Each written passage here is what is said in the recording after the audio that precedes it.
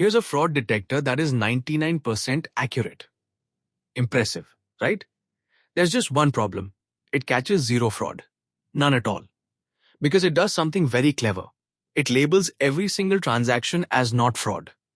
And since 99% of transactions really aren't fraud, it's right 99% of the time, useless, and a straight-A student. That is the exact trap we're going to dismantle. Accuracy is the metric everyone reaches for first, and the one that fools you the most. So today, we build the toolkit that sees right through it. The confusion matrix, precision, and recall. The hidden threshold dial, and the ROC curve. By the end, you will never trust a bare accuracy number again. The foundation. The confusion matrix. Every metric worth knowing is built from just 4 numbers. For a yes or no classifier, each prediction lands in one of 4 boxes. True positive, it said yes, and it was right. True negative, it said no, and it was right. Those 2 are the wins, the times the model agreed with reality. And then the 2 ways to be wrong. False positive, it said yes, but the answer was no, a false alarm. False negative, it said no, but the answer was yes, a miss.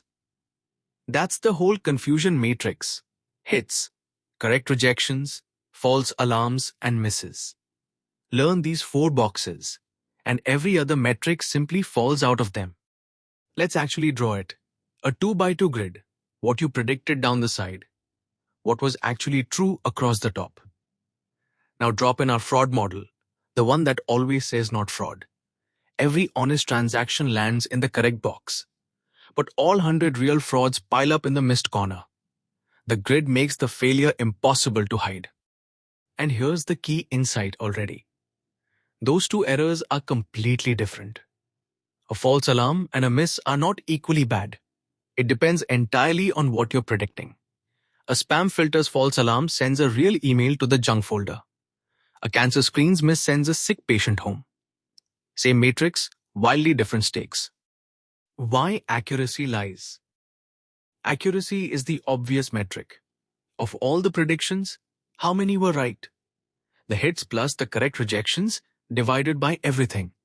And for a nicely balanced problem, it's perfectly fine. The trouble begins the moment one class is rare, which, out in the real world, is almost always the case.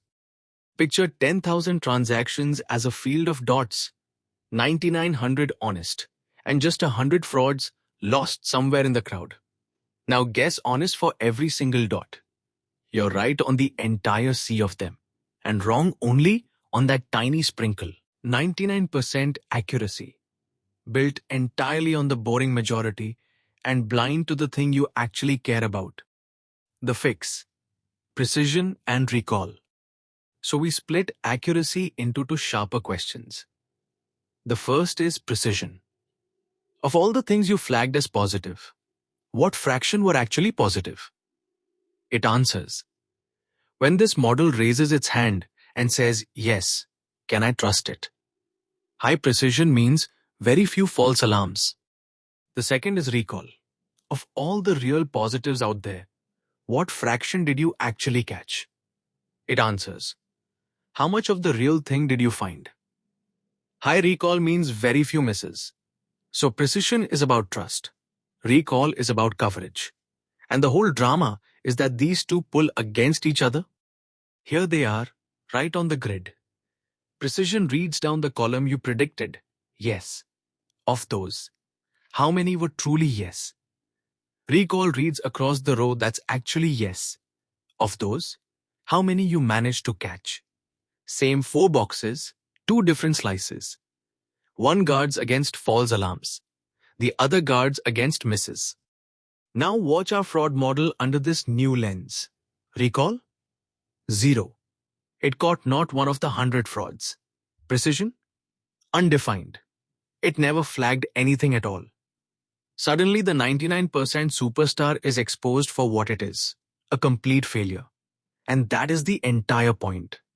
The right metrics make a useless model finally look useless. Here's the tension, made concrete. Want to catch more fraud? Flag more aggressively? Recall climbs. But you start flagging honest people too. So precision falls. Want to stop annoying honest customers?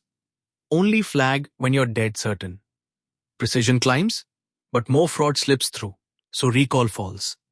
You simply cannot max out both at once. The trade-off and F1. So which one do you actually want? It depends entirely on the cost of each mistake. For a cancer screening, a miss is catastrophic. So you crank recall up and tolerate the extra false alarms. For a spam filter, a false alarm means a lost real email, painful. So you lean toward precision. The metric you optimize must follow the real-world stakes. And when you want a single number that balances both, there's the F1 score, a special kind of average of precision and recall that only gets high when both of them are high. It's the standard go-to summary for imbalanced problems, exactly the situations where plain accuracy would lie straight to your face. The hidden dial, the threshold. Now, where does that precision recall trade-off actually come from? A secret dial almost nobody mentions, the threshold. Under the hood, your classifier doesn't really output yes or no.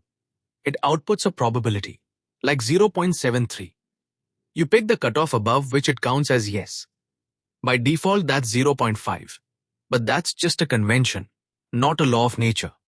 And sliding that one dial slides the entire trade-off. Push it down towards 0, and the model says yes to almost everything. Recall source, precision sinks. Push it up toward 1, and it only says yes when it's supremely confident. Precision source, recall sinks. A single dial, sweeping out the whole precision recall curve. Which raises a real question. How do you judge a model across all possible thresholds at once without committing to any single one? That is exactly what the ROC curve is for. For every threshold, you plot two things against each other. The true positive rate, how much real fraud you catch, versus the false positive rate, how many honest people you wrongly flag. Sweep the threshold from strict to loose, and you trace out a curve. A model that's just guessing gives you a boring diagonal line. A genuinely good model bows up toward the top left corner, catching lots of true positives while keeping false positives low. The harder it hugs that corner, the better the model is. At every threshold, all at once. And to squeeze that entire curve into one number, you measure the area underneath it, the AUC. An AUC of 1 is a flawless model. 0.5 is a literal coin flip. The beauty is that it's threshold independent. It scores the model's underlying ability to rank positives above negatives, which is why it's the single most reported number in all of machine learning. Choosing and not fooling yourself. So here's the playbook. Never trust accuracy alone on imbalanced data. Always look at the confusion matrix first. Decide whether a false alarm or a miss hurts more, and let that choose precision, recall, or F1. And use AUC to compare models independent of any threshold. The metric is a decision you make, never just a default you accept. And one last warning. All of this only means anything if your evaluation is honest. Test on data the model has secretly already seen, and your beautiful numbers are pure fantasy. That's data leakage. So score on a properly held out split, ideally with cross-validation. A gorgeous metric on a leaked test set is the most dangerous lie of them all. So the next time someone waves a 99% accuracy in your face, you'll ask the real questions. 99% of what? What's the base rate? What's the recall? What did it miss? Accuracy is just the headline. The confusion matrix, precision, recall, and EUC are the actual story. Always read the story. So the next time you see a shiny accuracy number, you'll smile and ask the one question that separates a real model from a useless one. But what did it miss? Subscribe for more such intuitive videos.